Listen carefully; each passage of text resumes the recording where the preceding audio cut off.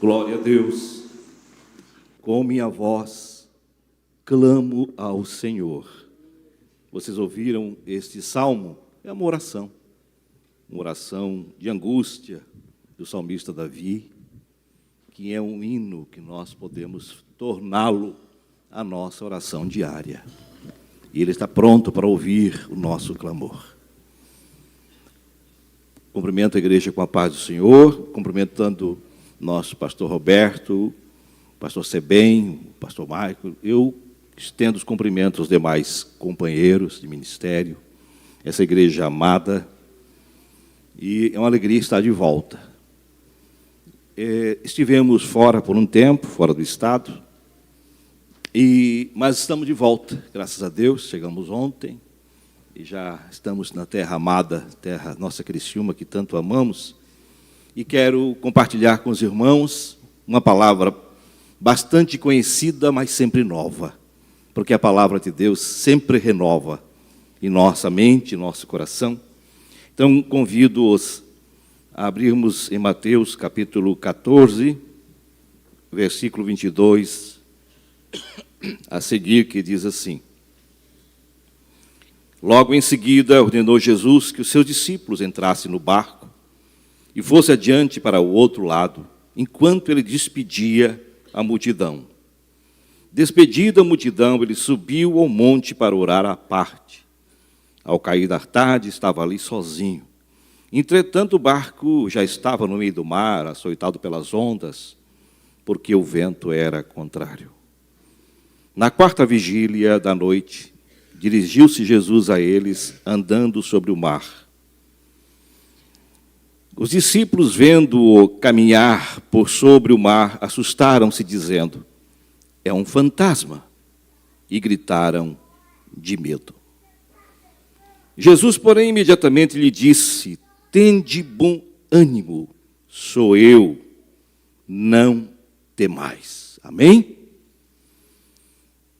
Prezada igreja, eu estive no Rio de Janeiro a semana passada e tinha os compromissos lá.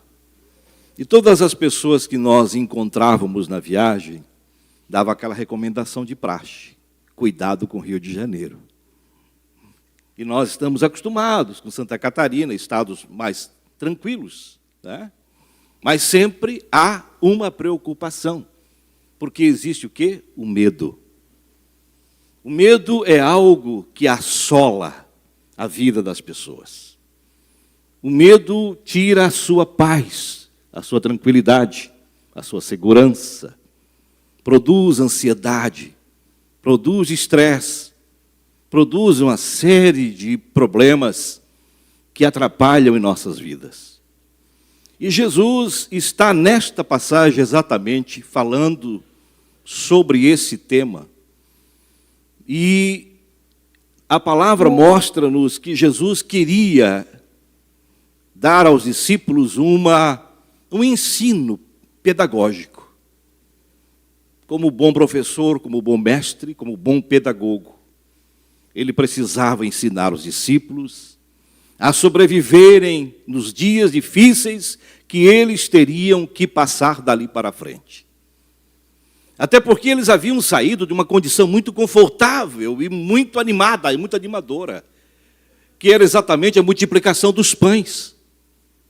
E eles viram algo fenomenal, algo que ninguém explicaria naquele momento, naquela geração, naquela era, naquele milênio, e nem hoje ninguém explicaria esse fenômeno, a não ser a fé, porque é pela fé. E o milagre aconteceu exatamente pela fé. Quando Jesus mandou que eles trouxessem os pães e os peixes, e foram multiplicados e alimentados mais de 5.000 pessoas, e ainda sobrou. Imaginem onde foi parar, num gráfico, a fé dos nossos discípulos, pastor Roberto, pastor Sebem, pastor Michael. Seria do zero ao máximo. Se eu visse, seria a mesma coisa. Se eu visse o meu mestre multiplicar pão, multiplicar o peixe, dizer assim, está resolvido o problema. Se qualquer político da época, qualquer ministro, qualquer governo, rei na época, que olhasse com olhar humano e visse a multiplicação dos pães como Jesus multiplicou, seria imediatamente, humanamente falando, se pudesse fazê-lo, né? Evidentemente que Jesus jamais aceitaria, porque o seu reino não era deste mundo, o seu reino era eterno. Com certeza ele seria chamado para ser o ministro do planejamento, o ministro da época, para resolver o problema da fome.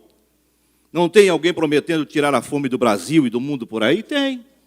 Mas o mundo continua com fome. O mundo continua tendo dificuldades, problemas. É verdade? Por quê? Porque o problema que é cruciante para a humanidade é a fome, a comida, é o alimento, é o que nos sustenta. Mas o tema em apreço, que eu quero ser breve, é que quando Jesus manda os discípulos a estarem lá, apesar de passarem por essa experiência maravilhosa, Jesus disse assim, pensou consigo mesmo, agora eles precisam aprender na angústia e na dificuldade e nas tempestades da vida. Jesus manda, disse, olha, vocês vão, eu vou ficar sozinho à parte aqui, e vocês vão para o mar, vão pescar, vão para lá, longe daqui. Eu quero ficar sozinho. E Jesus ficou espiando, olhando eles de longe, experimentando como eles se comportariam nessa circunstância adversa da vida.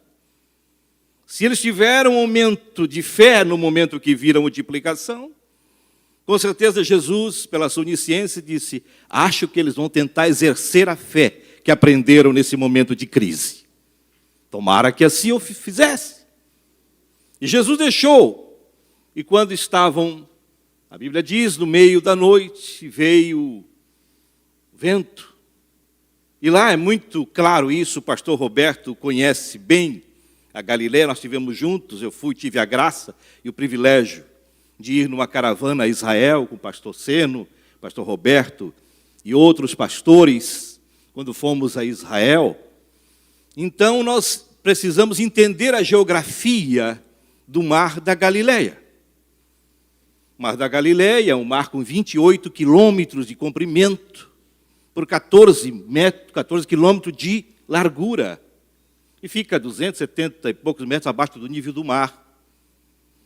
O Mar da Galileia é alimentado pelo Rio Jordão. E, consequentemente, o Mar da Galileia também alimenta o Mar Morto. As águas que caem no Mar Morto são águas alimentadas também pelo Mar da Galileia, porque eles bebem daquela água. É muito cuidado, vigiado 24 horas. E, de vez em quando, diminui o volume. Quando diminui o volume no Mar da Galileia, eles diminuem também, eles têm uma comporta que diminui a saída do Mar Morto. E, por isso, às vezes, o Mar Morto ele está com mais densidade, com mais sal do que é normal. E nós estivemos também no Mar Morto, o pastor Roberto boiou no Mar Morto, foi bonito vê-lo boiar. Então, o que nós precisamos aprendermos, que os discípulos estavam eufóricos conversando, Pedro, Tiago, João, você viu o milagre? Pedro, você que é eufórico, sanguíneo, o que nós vamos... Não temos mais problema para a nossa vida.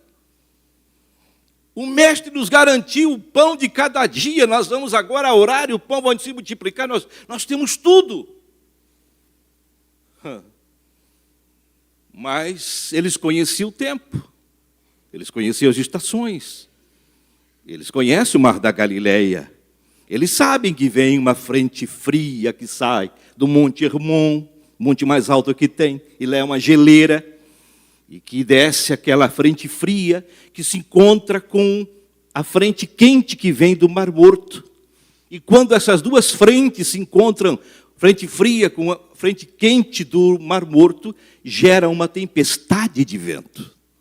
E essa tempestade de vento gera redemoinhos e ondas muito altas, às vezes incontroláveis. Mas é inconcebível para quem já estava acostumado a pescar a qualquer hora da noite, como os discípulos, que eles não olhassem para o céu e dissessem, não, Vai vir uma tempestade aí que o pescador conhece, eu também já pesquei na minha vida. Me vivi com pescador, não morei, mas eu gostava de pescar. E acontecia isso, principalmente na região de Roça Grande, aquela região onde eu gostava de pescar ali, que eu ia com meus parentes a pescar. Eles só olhavam para a nuvem e diziam assim: ó, primo, tem uma cabecinha de vento lá. Nós temos que ser rápido porque pode gerar uma tempestade. E ela vem devagar, e vem. E de repente, irmãos, sem esperar, exatamente acontece esse fenômeno, né? E entre o Mar Morto, aliás, Mar Morto, o Monte Hermon, tem as montanhas de Golã, que são montanhas muito acentuadas, e elas criam uma espécie de canal. Então, quando vem esse vento, a tempestade realmente é forte. Mas começou a levantar de uma forma tão forte, tão excepcional. O vento era forte, a Bíblia nem fala que era água. Os irmãos prestem bem atenção no texto. E ele sentindo o vento contrário. Era o vento que era contrário, não era nem a água, era o vento. Mas o vento contrário produz a tempestade. E na nossa vida, irmãos, não é o mar da vida somente que nós estamos vivendo que nos conduz a momentos difíceis, não. Porque a mar da vida são todos os dias, né? Você vai, segura na mão de Deus e vai, não tem o hino que diz? E você vai, às vezes a maré é boa, então você vai, segura na mão de Deus e vai. O seu batel vai ao destino certo. Mas quando acontece o vento contrário, irmãos, as tempestades são imprevisíveis e às vezes não entendemos. Porque às vezes não sabemos de onde vem, se vem do sul, se vem do norte, se vem daqui ou dali. Quantas vezes tivemos nossas tempestades na vida? Uma notícia da perda de um parente, de alguém da família, a doença do pai, da mãe, a perda do irmão, a perda de alguém muito querido, a notícia da perda do emprego, uma notícia de que você está doente, que você está desenganado pelo recurso humano, que você tem que ser submetida a terapias e também submetida a cirurgias complicadas. São tempestades. São imprevistos, você não estava prevendo isso para a sua vida. O mais importante saber é que nós não podemos prever, às vezes, as nossas tempestades. Elas poderão vir e poderão não vir. Mas nós não podemos ser omissos e achar que nunca acontecerá com a nossa vida. Que só vai acontecer na vida do vizinho, na casa do vizinho, na casa do amigo, e comigo está tudo bem. Com certeza, Pedro, Tiago e João pensavam a mesma coisa. Nós estamos tranquilos. Não há nada a temer, o Mestre está conosco. Estivemos com ele há pouco. Mas não. De repente, um minuto só que ficaram longe de Jesus bastou para sentir o vento contrário. Às vezes, um minuto longe de Jesus, uma hora, um dia, um mês, um ano, pode fazer muita diferença na sua vida. O meu conselho para você nessa noite: não saia de perto de Jesus. Não tire ele perto de você um segundo sequer. Na outra circunstância em que Jesus atravessou o mar da Galileia com os discípulos, Jesus estava na canoa. Era uma tempestade na mesma circunstância. Só que tinha um diferencial. Jesus estava com eles no barco.